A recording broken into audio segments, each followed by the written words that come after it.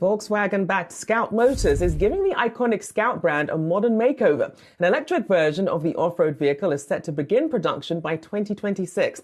Joining me now is the president and CEO of Scout Motors, Scott Keogh, and our very own Pras Subramanian as well. Very good to have you on the show. I'm a lover of all things vintage, and this model looks absolutely gorgeous, some of what you're coming out with this year. So talk about first this investment in the plant in South Carolina and what you're hoping to achieve there.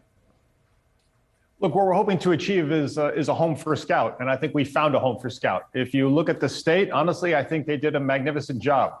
To me, it comes down to sort of three pieces, right? The first piece, of course, is, let's say, the infrastructure. Is there the right energy? Is there water? And of course, we have that. The second most critical one, as you know, in America right now, is the workforce and labor. And if you look at South Carolina, particularly this Midlands area, there's employment, there's obviously available workforce, highly trained, all of the technical schools, all the engineering schools.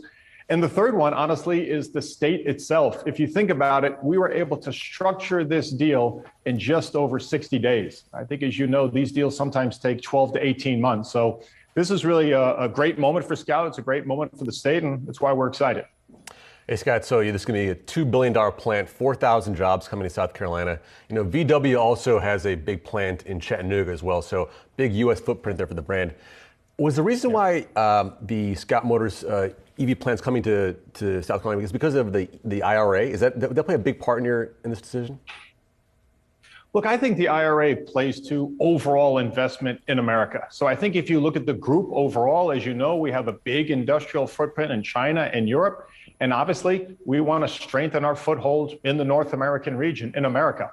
I think specifically for Scout, what this gives us a chance to do is take an iconic American brand, take the power and the backing of the Volkswagen Group, and act like a startup. Move faster, less legacy costs, less bureaucracy, and move fast and take advantage of capital markets and partnerships. So that's what we're doing. And we think this is honestly a chance of a lifetime, but certainly IRA is doing a lot to fuel investment across America.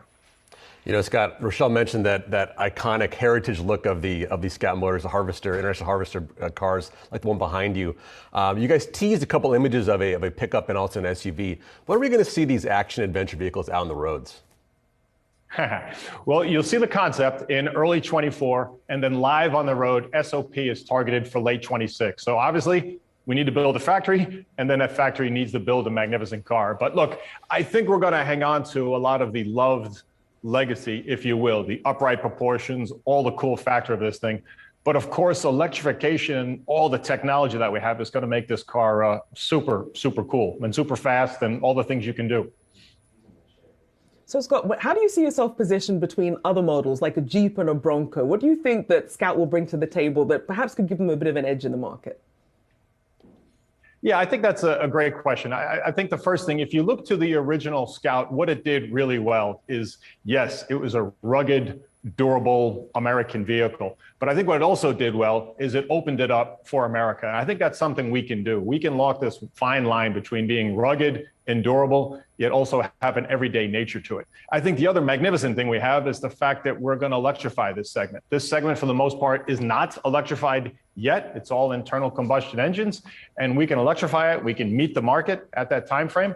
I think the other thing is, of course, the brand and the product is important, but what we're doing is reinventing an entire company. And this gives us a clean slate with how we look at things. And I think that will be and is a competitive advantage. We don't have a lot of these legacies and bureaucracies and cumbersomeness.